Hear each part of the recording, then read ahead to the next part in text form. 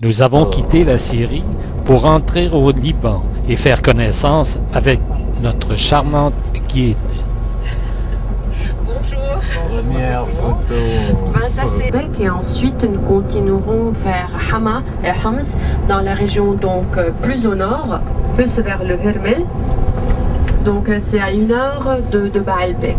Ainsi nous avons 4 frontières avec la Syrie, 2 dans la région de la Beka et 2 dans la région du nord du Liban, et nous allons donc voir une au nord demain en allant vers Safita, donc de Byblos vers Safita. Nous traversons la vallée fertile de la Beka en direction du site archéologique de Baalbek. Là, à votre droite, vous pouvez voir donc de part et d'autre de la route, nous longeons les 2 chaînes de montagnes qui enferment la plaine de la Beka, la chaîne côtière du mont Liban et l'anti-Liban qui forment frontière avec la Syrie. L'Empire romain s'est achevé donc au début du IVe siècle.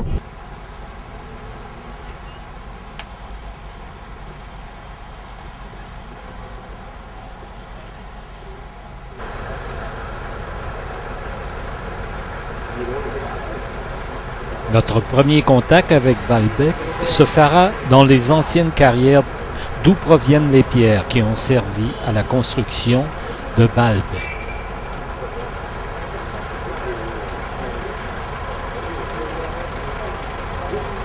Son mausolée à l'intérieur donc de la mosquée, et cette mosquée est faite donc de mosaïques comme vous pouvez le noter, de couleur bleue. C'est un maqam qui est très... L'Odéon là directement à votre gauche, cette allée de colonnes, le temple de Jupiter avec les 6 colonnes, et le temple de Bacchans, de revenir dans quelques années revoir le site.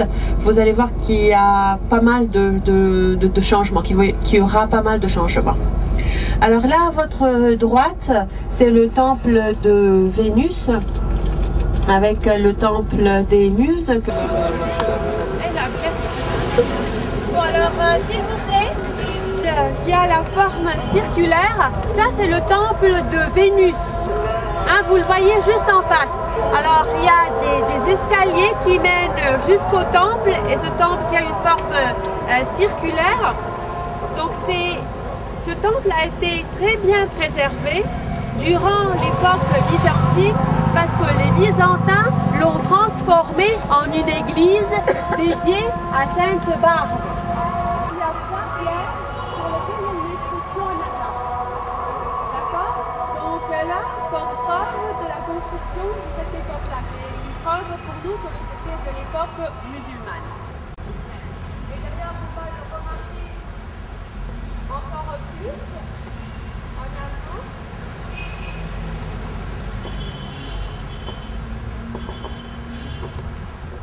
Dans ce but-là, que les archéologues ont décidé donc d'enlever le peuple et de reconstruire.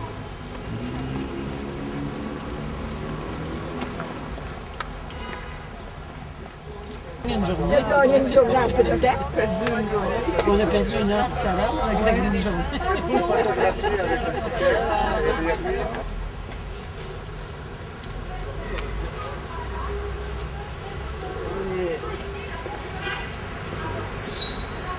Juste en face des profilés. Et donc c'était l'entrée avec 2 tours de contrôle. Ensuite, on avait une porte principale avec 2 portes latérales pour entrer à la cour hexagonale, dans la grande cour. Et la grande basilique arrivait jusqu'à la base des colonnes. De la grande cour, on va passer au temple de Jupiter. Malheureusement, le temple de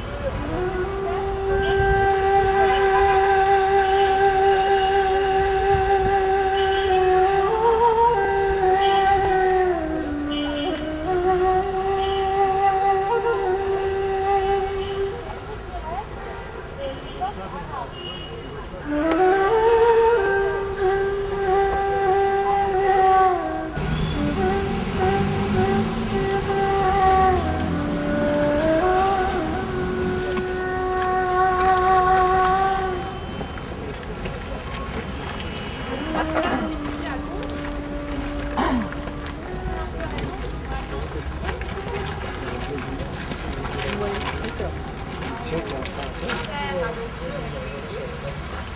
quand il y a une très grande cérémonie, la porte principale était ouverte au public ainsi que les deux portes latérales. Les gens qui voulaient rentrer passaient par la grande porte et ceux qui voulaient sortir sortaient par les deux portes.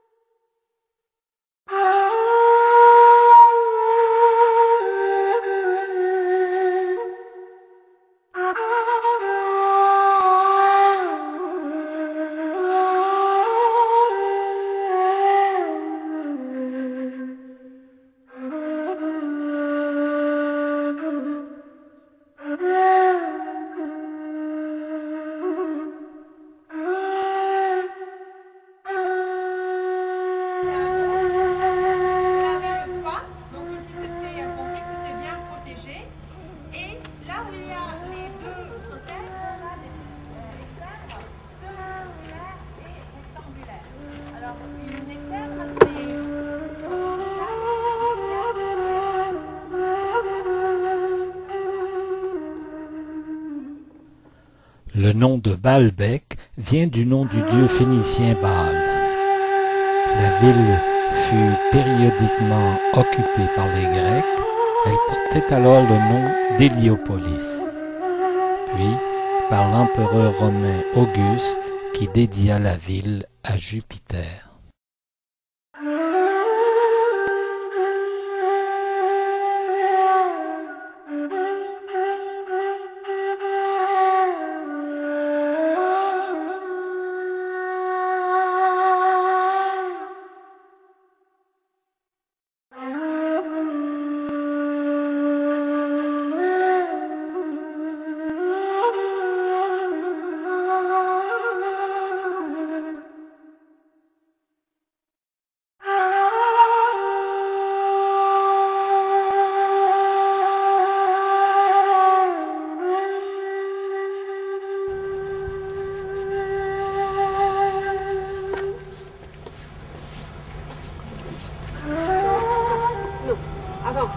Et les gens qui disaient sur le littoral, donc du Gard.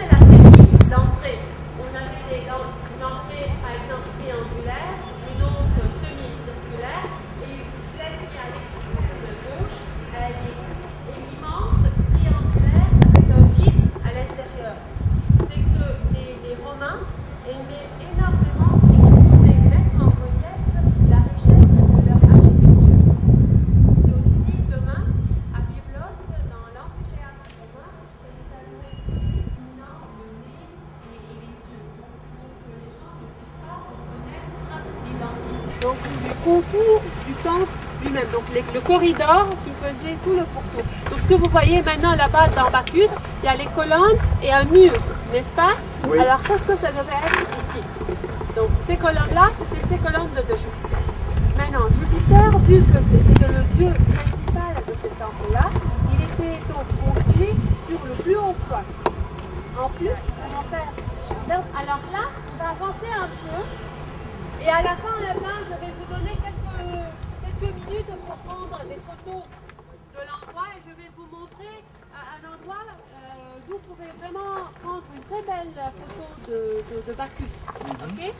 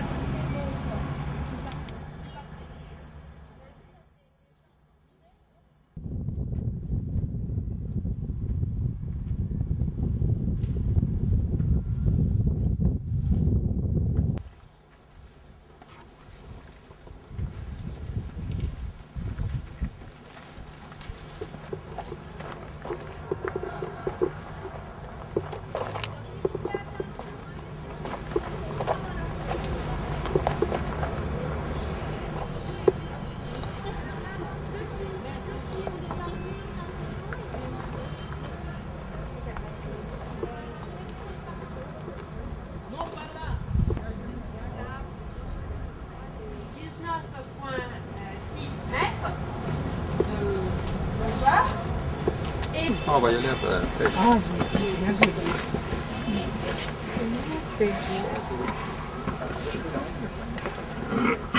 Elle était en Égypte. Hey, ça faisait... Alors, Bechtel, là, on avait plusieurs couches. Et c'est comme ça que quand les archéologues...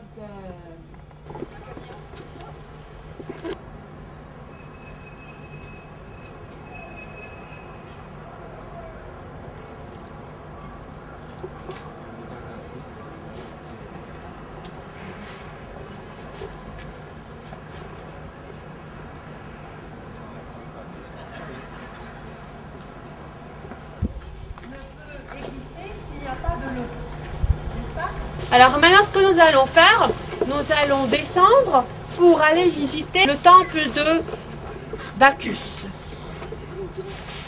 Ok?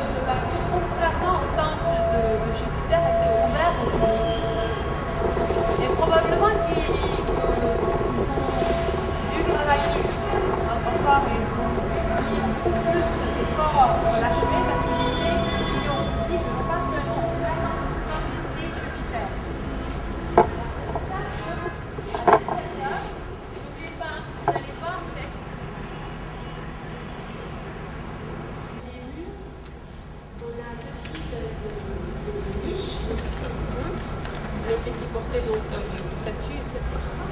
C'était vraiment bien chargé, avec en bas des formes semi-circulaires et en haut des formes triangulaires. Et toujours en haut des entablements du même style que les entablements de portés du mur, comme il y avait à l'extérieur des statues complètes. À droite, il y a une forme de couleur partout. Là, en haut, on a deux plaques blanches. La plaque de droite, on a l'envers de l'empire de l'Empire et la plaque de gauche, on a l'empire de l'Empire de la famille. Là, c'est